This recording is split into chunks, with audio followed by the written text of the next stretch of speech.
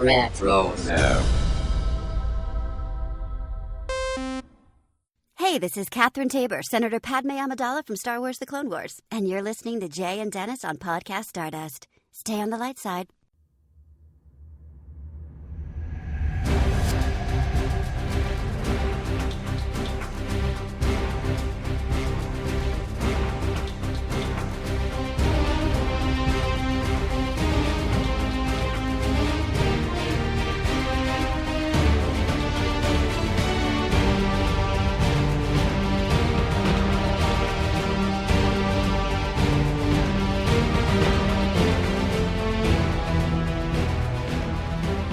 Welcome to Podcast Stardust. This is the fully armed and operational podcast dedicated to Star Wars news, reviews, and discussion. We are totally your hosts. I am Dennis Keithley. Oh my gosh, and I'm Jay Krebs. And this episode features the next installment of our Laugh It Up Fuzzball series with a look at Star Wars and satire and fan films. Tonight we are discussing Pink 5. Jay, you want to give everyone our social media contacts before we get started? We're already having so much fun with this. Yes, we are on Facebook and Instagram conveniently at Podcast Stardust. All right. This is a line. The signal is boosted to maximum outfit. The signal is boosted to maximum output. We're getting a call on our old 1990 cell phone. The shield is down. We are now broadcasting to the galaxy. As I said a moment ago, we are talking about the fan film Pink 5 in this installment of Laugh It Up Fuzzball. Little background on this, and then Jay, I'll get to your overall thoughts on this before we get into some details. So this was it's shorter than 5 minutes fan film that debuted in 2002 on the internet. I know the Force.net, in fact, was one of the places you can find it. It was written and directed by Trey Stokes, and it starred Amy Earhart as Stacey, and the call sign of Pink 5, our titular character here. It is a retelling of, well, I should say not so much a retelling as a supplement as to what happened during the Battle of Yavin when the rebels launched their X-Wings and Y-Wings to take on the Death Star, and Stacey happened to hop into an X-Wing that had pink stripes instead of red ones, and she was just kind of along for the ride on this one here. Jay, I'm going to get into some more details about Trey and Amy and some more details about this. Before I do that, what'd you think about this special? At first I thought, oh gosh, what am I watching here? Mm-hmm. Really? But then, of course I'm thinking to myself, this is peak 2000, like early 2000s satire, number one. Number two, this is right around, I think, I don't even remember when Clueless came out with Alicia Silverstone, but I loved that movie so much. So for me, Stacey's character was a lot like the movie Clueless. And so, I thought it was very smart in that way. And she was snarky. She was funny. She's just kind of your everyday person in the world today, like the normal world, but being thrown into this Star Wars universe. And it was just very fun. little fun. And I think you should leave in where you said, we're fully armed in maximum outfit. That was perfect, because right. I think Stacey would have loved that. So did you see this in 2002 when it came out? No, I did not. So yeah, 2002 was a big year for me for a lot of reasons, right. But it was definitely not on my radar.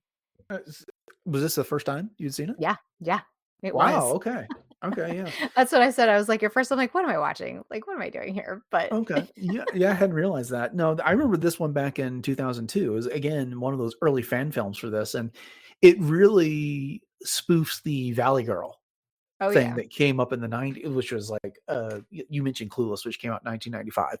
Okay. And so that was a whole genre and it was such an easy target for satire and spoof. I mean, Saturday Night Live did it quite a bit, and it was something we saw all the time.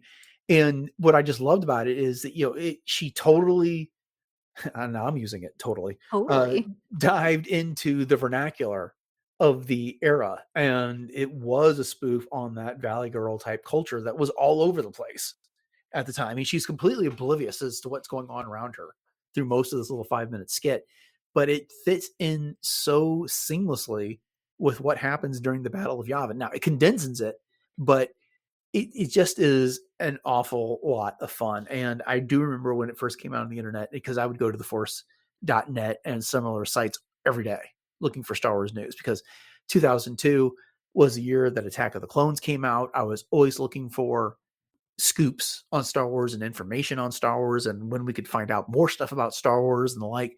And so I remember this coming up and watching it and then sharing it with a lot of people. And it's different. YouTube wasn't the thing back then and whatever, if a video got shared online, it was something where you had to hope you had the next generation of internet, because it could take a very long time to get that stuff downloaded at that time. And so this was not something you just watch casually like we watch YouTube today. And I know we've made that point a lot as we've kind of got through these things with hardware wars and troops and the like. But this really is from a different era of the internet. And nowadays, where you can find 100 different little satires of Star Wars on the likes of TikTok and Reels on Instagram, this is a different level of all of that. I mean, this is something that people really had to sit down and think about in order to accomplish. Oh yeah, for sure. Mhm. And the thing of it is too is that it's part of the whole, early 2000s fan film landscape, as you Mhm. said. And there was no YouTube, there was no TikTok. There wasn't, very much even editing software out there for the normal people. You know what I Mhm. mean? But then, different platforms were able to become hubs for sharing these things. And so, in the early 2000s too, when people were starting to have this little bit of even tech access, it really created this hungry like fan base for engagement of these kinds of things. And so I think, for this particular piece, is the reason that it became, legendary of its time is that it, like you said, it still keeps true to the story in and of itself, and it pokes fun, but not in a disrespectful way. You know what I Mhm. mean? So With it one gives possible exception, which we'll get to. yes, But yes, yes. However, yeah, it does have some memorable dialogue. I mean, I love Stacey being like, "Oh, like helmet head," like as if, Mhm. kind of thing. Kind of cute in that way. Like I said, at first I thought, "Oh my gosh, this is just making fun of, the inability of women to be able to pilot X-wings." But then I was like, "No, come on. This is just fun. This is just fun." So Yeah. I very quickly let that go. Yeah, we'll get into some of the details of the little episode here in a second, because it went on to spawn some sequels, and we'll maybe cover those in the future. But this is the one that launched it all. So I want to talk a little bit about the creator, Trey Stokes here. And so he wrote and directed it. He had majored in cinema production at USC, and then he went on to get work as a puppeteer. That was his beginnings. So some of his first work was in the 1988 remake of The Blob. He did work on Species, a RoboCop 2, and then he was the head puppeteer for The Abyss. So, that's not a slouch collection of films right there. Later in 1995, he was in the animation department as a supervisor for Tippett Studio. And if Tippett sounds familiar, that would be Phil Tippett of ILM and later DreamWorks, who did all kinds of things for Star Wars in the original trilogy.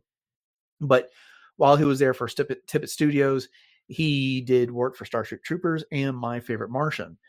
He's done projects for various theme parks, including Universal Studios and I believe the Disney theme parks. And he did motion capture work for the Polar Express. He was later a puppeteer on Team America World Police. And then he later appeared in Star Trek Enterprise during its final 2 episodes. So this is a guy who's had quite a bit of work and has had a successful career in Hollywood ever since he created this fan film. Meanwhile, the only person to appear on screen is Stacey, also known as Pink 5, and she was played by Amy Earhart.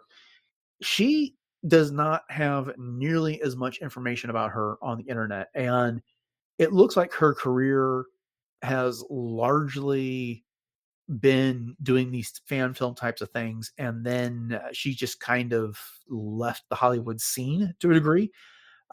She was a regular contributor with Trey Stokes and fan films such as the untitled Russian film, Land of Many Uses, Fish Guys, and Double Shot. But she also appeared in those final episodes of Star Trek Enterprise as the computer voice. And I'm sorry, Oh. and as the computer voice for Star Trek Picard. She is currently married to Terry Matalas, who has worked on Star Trek as a production associate for Enterprise, and then assistant to the producers on Voyager, and then later as a writer for Picard. And his other work was MacGyver, the remake, and then he did other work on Enterprise and some other Star Trek stuff. So I feel like she's just kind of settled into a life that is away from Hollywood. There's nothing wrong with that, but again, there's just not as much out there about her and what she did after this. That all being said, I mean, she was fantastic in the role. Oh yeah. Yeah. She got it. That's for sure. So this whole thing originally started off as a blue screen test project, and Stokes approached Earhart and kind of said, "Hey, I want to do this. Would you do it?" And she said yes. So they filmed it, and it went viral. I mean, it was initially on iFilm and the ForceNet, but then it got featured on CNN of all places.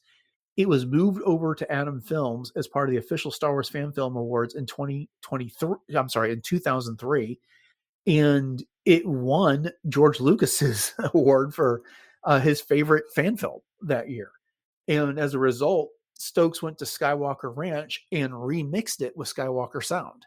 So, I mean, how about that? That is awesome. Yes, Yeah, that's a stamp of approval right there. right. And then it went on to get played at the 2005 Cannes Film Festival. So this got some major exposure. It would spawn a number of sequels, including Pink 5 Strikes Back in 2004, Return of Pink 5 Volume 1 in 2006, and then Return of Pink 5 Volume 2 in 2007.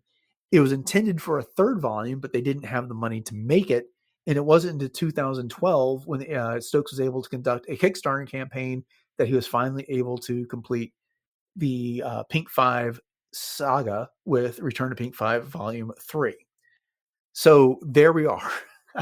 It's I get a kick about how these fan films manage to find an audience and then develop their own legacy in this way. Oh yeah, and just the fact that, like I said, that this has some major stamps of approval, Mhm. between George Lucas and, the Atom Films and Lucasfilm in general, Star Wars Fan Film Awards, the whole 9 yards, and I just think that is literally fantastic, Mhm. fantastic. But again, it's just I know that George has often been quoted in saying things like, he loves seeing what fans come up with, and that's what Star Wars is for. It's for the fans. And so it's just great to see that he's always been so supportive of even these goofy kinds of things. Mhm. Yeah. Um, so yeah, so I think that's fantastic. And it sounds like Amy really has stuck with, the business in some way, shape, or form, either through doing some things on her own or just being married to someone in the production field, in sci-fi. So I think Right. that's pretty cool. Yeah. Yeah. Yeah. Like I said, if you go check out her IMDb page, there's not a whole lot to it. Most of it is these fan films, and that's just the just direction she chose to take her life, and that's fine. I mean, not everyone wants a long career in Hollywood, and because it's pretty demanding and not very private when it comes down to it. So That's don't know what true. her motivations were, but there we are. All right, so let's get into the film itself. Like I said, it's less than 5 minutes, but it starts off with in the blue Star Wars text, which we are used to seeing a long time ago in a galaxy far, far away, except for here it says long, long ago in a galaxy far, far away. And Yeah. I was trying to decide what the motivation for that was. And the only thing I could really think of was, and you'll see this when we get to the crawl in just a second, they're trying to not 100% Oh infringe yeah. on the Star Wars IP in that regard. But did you take it Right. any other way? No, that was exactly how I took it for sure. Mhm. Right. But then we get the Pink 5 title card and the classic Arabesque script, and then the opening crawl. And this makes me laugh. Not because it's necessarily hysterical with what it says, it's the way it says it. The Rebel Alliance's destruction of the Death Star trademark made Luke Skywalker trademark, a hero Yeah, throughout the galaxy trademark. trademark. But many other untrained pilots also risked their lives in that fateful battle. So, again, they know all this is intellectual property. Death Star, Luke Skywalker, but galaxy, galaxy is not a trademark term. That is just a element of nature when it comes down to it. But they're And I just think kind that's of the point. That's yeah, supposed to be funny for that reason. exactly. Like I said, it's not that any of this is funny. It's the way they said it by throwing that an extra trademark in there. They don't want to take anybody off. And but then we get into the approach of the rebel squadrons, the X-wings and the Y-wings, as they're approaching the Death Star, and they're all information, and we get the all wings report in, and we get red, gold leader, dragon, red leader, this, that, and the other, and then all of a sudden we got, a voice pops in and says, "Hi, it's Stacey. I mean, Pink 5 or whatever, standing by." And so she's totally oblivious to what's going on. As she tells her droid, "I kind of like zoned out during the presentation, so can you tell me what's going on here?" Yes. And then she's actually able to, I don't know if she's able to translate it or if she's got one of those nifty little things, on her dashboard to translate it. But I just thought it was funny when she says, "Why don't you just like talk? All the other robots talk. It's not like it's that hard." Yeah, and that Just cracking me perfect up. Valley Girl inflection that she does Oh, there, yeah. right? But then she goes on to says, like, "I kind of zoned out during that briefing. I was hoping you could explain this mission to me. I mean, the bad guys live in that basketball." That Right? So, basketball. again, it's the clueless, as you brought up earlier, is the apt comparison for this, because she knows just enough about what's going on, but doesn't care enough about the details. So she just kind of says it as she sees it. Mhm. But just like in Clueless too, I mean, Stacey, when it comes right down to it, even though she acts like she doesn't know what the heck is going on, like Mhm. she's actually kind of smart. Yeah. So what? We just fly around and shoot stuff. Right. um, but then they go to a lock. No, in the movie it's S foils, but in the skit they call it X foils. Lock X foils in attack position, and she actually starts blasting away at things. You're like, "Oh God, I hope no one sees that. That'd be so embarrassing." And then that's followed up with the set deflectors on double front, and she's like, "Okay, I have no Yeah. I idea."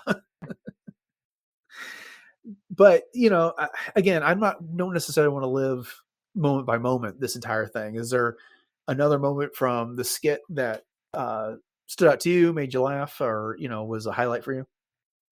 I just thought it was funny that she talked about like Luke and Han and then Leia, as Hmm. far as like different, characters. And she says, "Ah, I could kind of go for that guy with the bad one guy with the bad haircut." She's talking about Luke, Yeah, right? yeah, But then when she does, she calls Leia, Queen Bee of the universe. yeah. Princess Queen Bee of the universe. Princess Queen Bee of the universe, yeah. Acts like she's not into him, and she totally is. Right, That and that everybody was so knows it. funny. Yep. Yeah, the little Han Solo appearance. He's zooming out of the galaxy and then calls her up on his cell phone. And at first she thinks it's the droid trying to talk to her. She's like, "I don't understand what you're saying." And then she realizes his phone's ringing. And it's like, "Oh, hey." And the response is like, Mhm. totally, like, I could totally get into that smoker guy. He's a little bit on the older side, but and he is best friends with a monkey. So, but what a Right, hottie. the monkey. Yes. And I just think she's calling him her boyfriend, like, "Yeah, this could be my boyfriend at some Hmm. point." Hmm. We do Kind get a of like Willem scream in the middle of yes, this we during do. right. But again, she's just oblivious to everything that's going on during this battle. At one point, she's taking off her helmet. You talked about this a bit earlier, because she's afraid of getting helmet hair. And while this is happening, there's a TIE fighter blasting away from her behind, but until another X-wing blows it up, doesn't even notice this Nope, entire thing. She's just kind totally of like, oblivious. "Yeah, I was sent out to do this." I mean, I can remember the type from that time. You would go to like the fast food mart, and there'd be someone like working behind the counter, completely oblivious that there was customers in the store. Mhm. And that's exactly what we got going on, and she channeled that perfectly. Yep, she sure did. Mhm. So, And I have to say, when I was growing up, I mhm. thought it was X-foils in attack position. I didn't know it was S-foils until many years later, Oh, because yeah. it sounded like X-foils, because 'cause they're X-wings. Why would they be called S-foils? No, that makes sense. Makes perfect sense. I mean, I think I learned what the difference was probably from playing the X-Wing and TIE Fighter games on the PC, but Ah, there you go. so I had a reason to know on that. But, just kinda some of her criticisms, like, I don't know what is with these tech guys. They have to talk all technical all the time. They say stuff like, "Pick up your visual scanning," and all they have to say is, like, "Look around." So, um it's got a lot of charm in this. Again, It it's kind of hard to convey the humor here. The jokes are not as funny when we repeat them, and I'll try to remember to put a link to this because Trey Stokes has a YouTube channel where he's put all these on it there, and so it's something you gotta definitely have to check out. I love these things because they accomplish two things. One, it's a satire on Star Wars, but it is also a product out of its time. I mean, you think back to Hardware Wars, which was done at the end of the 70s and the beginning of the 80s, and all that imagery there, like they're going into a biker bar Yep. in place of the Mos Eisley Cantina, and you get to see all the styles. And again, this is more of a commentary on a fringe culture that was regularly satired in Hollywood. So it said plenty about Star Wars, but again, that whole Valley Girl motif that was going on. Oh, yeah. And it's really a great form of creative expression for fans. Mhm, And, when we were first starting to talk about watching this particular, the Pink Five, I said, well, what are we watching all of them? So it was really one of the first fan film like franchises. I think maybe mhm. one of, as far as the only fan film franchise. I mean, you can count things like, maybe Robot Chicken because there was more than one episode, but I think this one is the first real one of its time. Yeah, but the thing like Robot Chicken is it got the Cartoon Network behind it here. This is Right. completely True. independent Mhm. here, and Yep. so it took that extra effort, and and again, it's less than 5 minutes, and because I remember you texted me like, "Are we gonna watch all of them?" I was like, "No, I don't have time to do notes for over an hour's worth of material here." Mhm. But we'll, our plan is to get those at some point, but I do wanna cover other properties before we get back into Pink 5 because there are some additional fun adventures. I don't know, have you had a chance to watch any of those yet? I watched the second one, so Okay. when she, goes like the Empire Strikes Back kind of thing, so I Yeah, did watch yeah. that. Well, I also love her, Chicks Rule helmet there. Yes. It's I know, and of course, you know me, I'm thinking, Pink 5 cosplay just for, like, a fun little closet cosplay? That might be fun. oh, you gotta do that, Jay. That would be so much fun. Yeah, it'd be easy to do, I think. Oh, yeah. Yeah, Chicks rule. especially with your skills, he would have it Yeah, knocked well, thank out you. in an afternoon. Appreciate So that. we're about you got through most of this. I don't like I said, I don't wanna give all the jokes. I think you need to go watch it. Mhm. But this does have a little bit of a legacy, including Stacey showing up in a cameo in Timothy Zahn's 2007 novel, Allegiance. Did Okay, you read I did not know this. did you read that book? Oh, I'm sure we Mhm. did. Yeah. She's got a very brief appearance in there, and she kinda has a scene with Han Solo, and I think Han, if my memory serves, he's trying to make Leia jealous, and he sees Stacey and, like, walks up to her and is like, "Oh," and he starts a conversation like, "It's Stacey, right?" And they kinda talk about maybe meeting up later or something like that. It's real brief, but it's very clear what it is. If you've seen Pink 5, you can't mistake it once you read Okay. Allegiance. I'm gonna have to go back to this one because I looked it up and I know I have this book because it has Mhm. Star Troopers, Stormtroopers on the front of it. Yeah, Star Troopers. Sure. Yeah, we'll call them that because of Yeah. safety, Yeah, but but I remember sitting straight I up have and it. when I read that back in 2007, I was like, "I know what this is." That's a great reference, so good on Timothy Zahn for doing that. And then the, other place that Stacey appears is on a trading card from Topps as part of their 30th anniversary trading card set. It was a fan film card that they threw in there, so I thought that was pretty cool as well because, you know, we've covered now 3 of the biggest fan films in Star Wars between Hardware Wars and Troops, and now this.